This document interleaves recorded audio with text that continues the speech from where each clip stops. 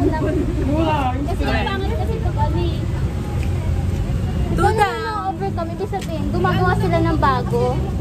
Yun yung parang pagkakaintindi ko. Oo, yun nga. Kumain ba? Kumain ka na ba eh? What do I wanna say? And I don't wanna say. Ano? Itigil daw kami. Parang baliktad. Dapat yung marami sa kapag-present. Ayun sa stress. Kasi yung sa weakness. Di naman tititignan yun ni Mami. Okay lang yan. Di naman tititignan. Parang di naman dapat perfect lahat. Isa pa, hindi naman tititignan niya isa-isa ni Ma'am.